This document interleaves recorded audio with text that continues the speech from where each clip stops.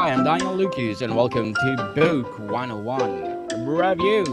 Book 101 is all about the books that I read for the last 40 years. And today I have my special guest.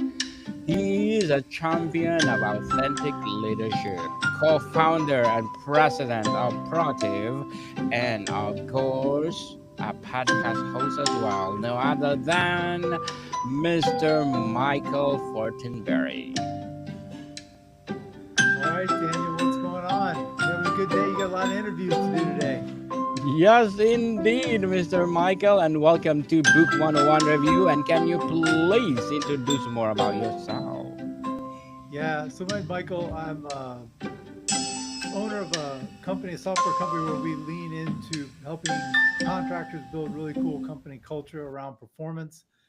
And we something we developed inside of our construction company, kind of born of my co-founder and I's experience, mine coming out of the U.S. Army, his coming out of building a painting company straight out of college. And what we really looked at was how do we build a really amazing team of people, because we have a cool team of people that cares about each other and we support each other. There's nothing we can't do. And so we really found that the secret to building a successful company was to build successful people within that organization, to care deeply about them, to help them achieve the things that they were looking for. And the further we went down that road, the more opportunities we found. And that's really what led us down this path to Protive. Mr. Michael Fortinberry, thank you so much for sharing your knowledge to the world. And let's talk about building company culture. Can you tell us about this? So a lot of companies say, look, I'm going to care a lot about my customer, right? They want I'm customer first. But if you think about it, unless you're a sole proprietor, you're not necessarily the one taking care of your customer. Your people deliver your product, and that product is what takes care of your customer, that product or service. So your objective as a leader shouldn't be so much to say, oh, customer first, but it should be to say people first. And what that means is, as a leader, you've got to really learn how to put your people first. And what that means is caring about them at a human level, not just what they do for you, not just them as the back, but caring about their brain and their home life and really helping them to become who they want to be. And if you'll invest enough into your people, I think this is a Zig Ziglar thing. If you give enough to them and help them get what they want, then you'll get what you want. And that's really, I think, the objective that we should have as business owners. Interesting indeed, Mr. Michael. And what does company culture mean to you personally as a founder? So culture, at the end of the day, every company has a culture. The question is how it gets defined and created. If you as an owner are not the one out there defining that culture and making it authentic to who you are, then it gets created kind of by accident. So what I've learned is that first and foremost, you need to be authentic to who you are. And when you build out that culture, being authentic allows you to be genuine. It allows you for that culture to reflect who you really are as a person. If you are not being authentic in your culture, you can't sustain it, right? Because that's not real to you. And in the end, that real personality is going to come out. So if you're just a numbers driven person, you don't really worry so much about people and their feelings, you can't fake the people feelings part. So start off building a company culture that's authentic to the kind of person you are. And then you're going to be more successful with that approach. Mr. Michael, how do you ensure your culture stays consistent as your company grows? Well, I'll tell you, that comes right on the back of being authentic. It's easy to sustain it if it's real, right? It's when we start to try and be something we're not as a leader. We're trying to build a culture that doesn't really reflect who we are, that it's not sustainable. So, if you want a culture that sustains and lasts for a long period of time and really carries forward deep into your organization, it's got to be real. And you've got to live it in real life. So, when you've got the opportunity to go and reflect that culture back to your team, they should see that in a very genuine way through your behaviors. I'll give you an example. If your culture is really focused on we're going to finish projects on time, and if you've got to kind of give up some family time because the most important thing is finishing the project, that's fine. Then if Bob needs to take time to get to his kids, it's culturally that's not what we do. We focus on getting the job done. But maybe your culture is, look, your family comes first, right? Work can wait. And so if Bob needs to get over to take care of some family stuff and the project's going to be a little delayed, okay, that's who we are as a culture. You can embrace either one of those. It's not right or wrong. It's more being genuine to the kind of company you want to have and the way that you want to treat your people. What core values did you prioritize when building your team? I think trust is a huge one, and I think you can anchor so many ripple effects and elements off of trust. When you have trust in your organization, you can communicate more freely. So if I say, Daniel, God, man, you're so crazy. Now, if you don't trust me, you might think, wow, Michael thinks I'm crazy. But if we're friends and we hang out together and we know each other and you believe in me, you know that I'm pulling your leg and we can communicate. We can communicate as peers and friends, and that opens up a more seamless type of communication. Communication anchors our ability to make rapid change based on changing situations, which is common in business. But if I can't communicate openly with you, I get trapped. And the anchor of that ability comes from trust. Very well said, Mr. Michael. Beautifully articulated. What role does leadership play in reinforcing culture? So, as a leader, one, I believe that it's important to put your people first. And that concept, though, a lot of people don't understand. What does that mean, put your people first? And what I think it really comes down to is how do you care more about where they're going than you do about yourself? And if someone comes into your office one day and says, I want to go start my own shop, and maybe they're going to actually be a competitor now. What's your response to that? Maybe you've got a painting company. One of your guys says, I'm going to go start my own painting company. Wow, I just trained this guy. He's been with me for a few years. Now he's going to go off and compete with me. You know what? Great. Go help him. Be his first customer. Hire him to do some of your work.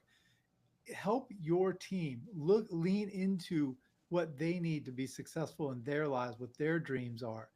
Sometimes you're going to find that what people want to do is have plant their own flag and move on in their own directions. Good, be supportive of that.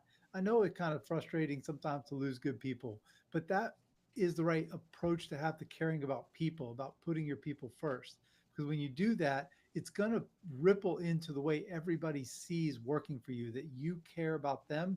And if you want them to care about your business and to care about your customers, you have to evidence that you care about them.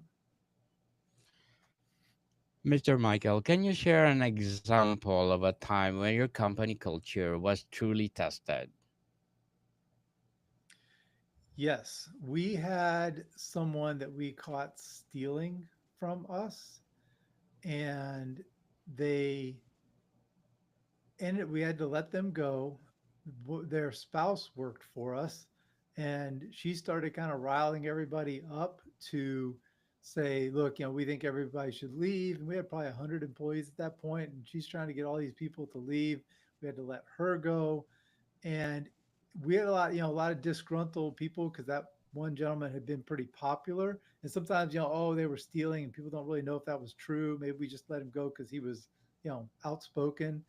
And so we had to go in and say, look, who do you trust? Do you believe in us? Do we show you that we care about you? And through that experience, we learned that our commitment to them on a regular basis, our openness with the team, allowed them to kind of push those folks feelings over to the side and say, no, I believe in the company. But that relationship we had developed with this broader team was years in the making. It wasn't something we just at the last minute came in and said, oh, no, no, it's going to be great working here. And don't worry about all those disgruntled employees over there. And we were able to not just survive through that, but continue to grow after that experience. Interesting story. Mr. Michael, how do you balance productivity with maintaining a healthy, positive work culture? So when you hire an employee, we hire them to do a task, right? I'm going to hire an employee for in your line of work maybe to do some editing. And what I've done is I've hired your back, right? I've hired you to do this task. Maybe I hire you to dig a hole, or maybe I hire you to paint a wall. What you've hired them is for their back, for that labor, for that task. I actually believe, and a lot of people don't know this, but you get a free brain with every employee. Every employee that comes in, they come in with a brain and they've got ideas.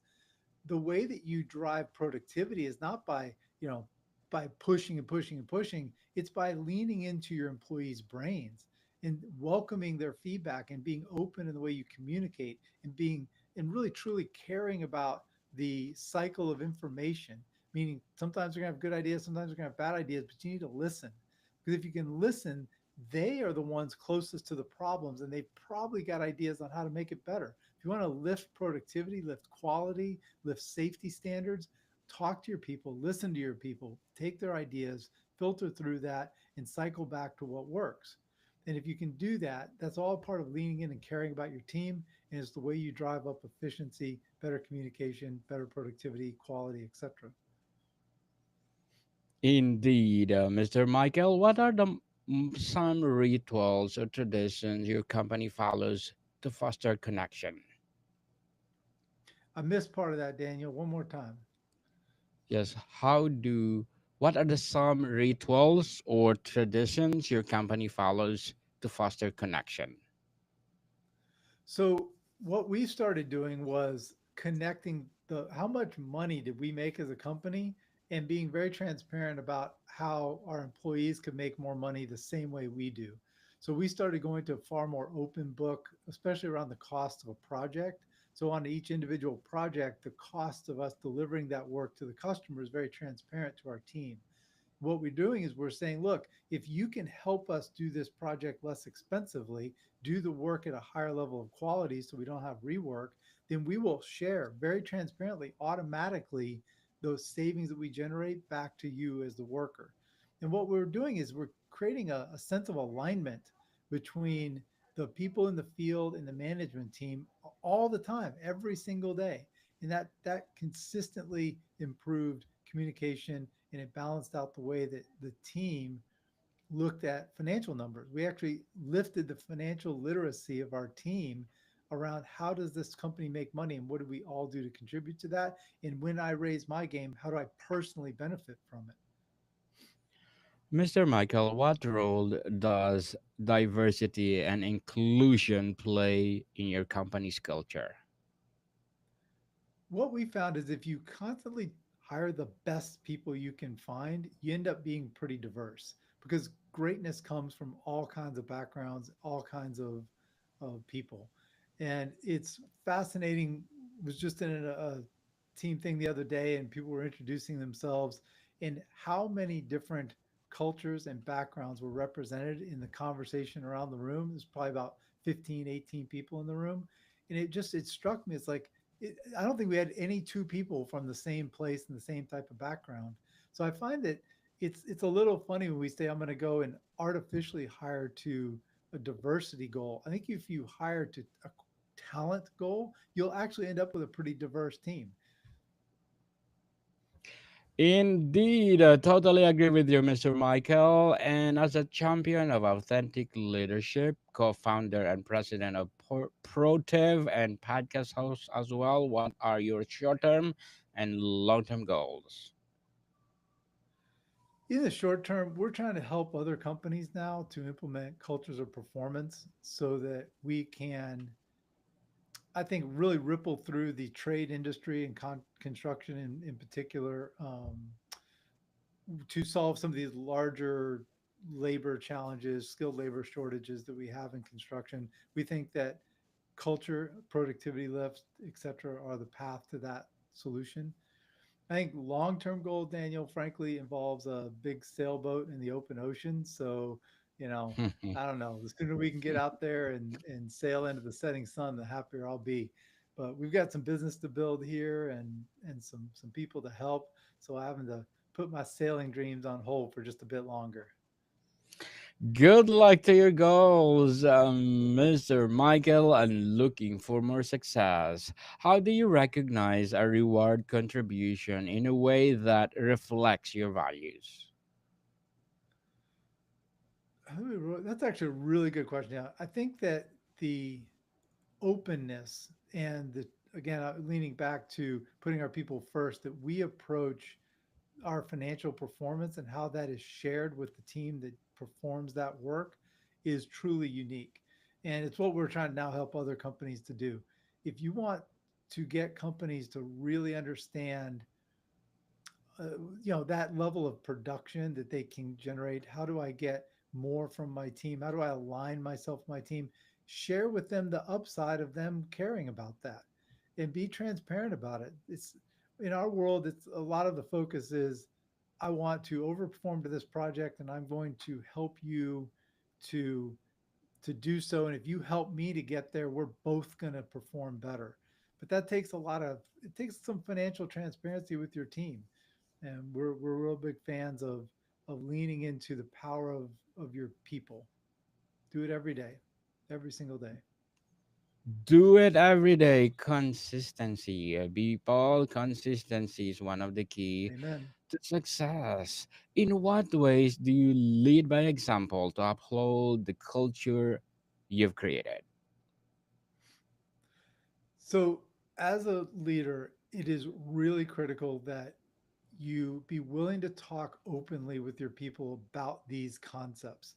So in our case, because we are focused on creating production and quality based targets and kind of a revenue sharing type model with our employees, I think a lot of it is I have to lead with the kind of questions that I might ask my peer. So instead of going to the job site and maybe looking at the work that they're doing through a lens of a manager, go out there and ask them the same questions you might ask your peer. I might go to a job site and ask the foreman and the workers at that job site, hey, are you guys making any money at this job? Are you guys profitable on this job? Not am I profitable on this job, not what are they doing to help me be profitable, but I want to know, are they making money? Because that's an interesting thing, right? They've got their hourly comp, but that's a terrible way to pay people. We're stuck with it, but hourly pay is terrible. What I really am doing is I'm saying, if you guys can help this project come in, are you going to make more? How much more? What is the goal that you've set? And by doing that, I'm showing that I truly am embedded with them into how this job is going to perform financially. It's we're all on the same page. We're all equal. It becomes a peer relationship about how we build a great company, not an us and them and a management and field and all of those type of things. Yes, to build a great company like the company of Mr. Michael. So, can you recommend a book that empowers you, a good leader? Sure. Oh, okay. So I read a lot of books, and one of the reasons I was attracted to talking to you, Daniel, is that to me, that's the whole world of information out there. You don't have to invent anything. And a lot of people written about it. I think if you just really, I'll stick with you asked earlier about the concepts that really can drive some of this. And I think trust was one that I really leaned into. Stephen Covey, who's a very, very well known writer in the business space, he's written tons of books. He had one a couple of years back. I actually think the title was like Trust and Motivate or Trust and Inspire or something like that. I think, and I just remember in particular, he really leaned into collaboration and personal growth for employees, um, in kind of a modern workforce environment. I think a lot of executives today are looking to build better workforce environments, and they need to recognize there's some new communication tools you're going to have to deploy for these Gen Z type workers. And so, how do you do that? And how do you create those type of environments? And how do you stay inspirational to your team? So, I think Covey would be a great starting point for someone who wants to head down this road. Yes, Trust and Inspire by Yeah, Stephen trust and R. inspire. Yeah, that's Covey. it. That's the one. There you go. Yep. Yes, highly recommended by Mr. Michael Fortinberry. Please do Good read it stuff. because this is empowering book. So, Mr. Michael, how do you evolve culture without losing what made it special in the beginning? How do you keep it? I don't think you don't lose culture. It can change if you don't keep managing to it. I think it's an important piece to understand is that culture never goes away, but it won't be the same unless you continue to put energy into making it what you want it to be. So if you take your foot off the gas and you start, not focusing on it, not caring about it, other forces will take ownership of your company culture. So the important part is for it to matter to you always. And I believe that it's half of running a business for perspective. The other half is your financial controls. And so it's not, I don't, not my focus in the world. There's plenty of really smart financial people out there who can help you with those tools. So I think if you lean deep into culture, lean deep into great financial management, you've got the two foundational elements to building a good company.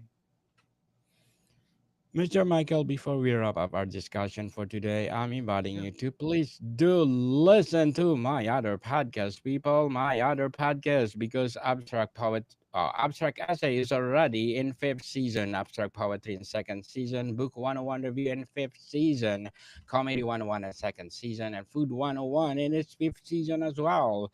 Geography 101 and Love Letters are in third season, and my baby podcast is Mental Health 101, Movie 101 Review, and Music 101. It's in fourth season. Please do listen to them wherever you listen your podcast. Mr. Michael, what advice will you give to other founders trying to build a strong, lasting company culture? I'm going to go back to some advice I gave earlier and lean into authenticity. Know who you are as a leader. Know the kind of personality that you are. All culture is your company's personality. Not all it is, I guess, but that's a good foundational description. So make sure that company personality reflects who you truly are, and you're going to be a lot more successful because it becomes more sustainable. That's a sustainable thing when you make it genuine to who you are. So start with that concept, write it on a piece of paper, and I think you're off to a good start. Mr.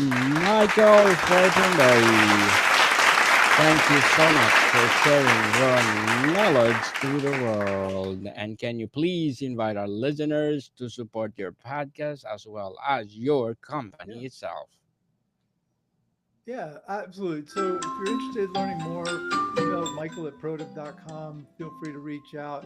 We've got a podcast we're building out to contractor culture, and really excited to have done this with you here today, Daniel. You're got a huge following and just a great setup of topics that you cover, and really grateful for the time.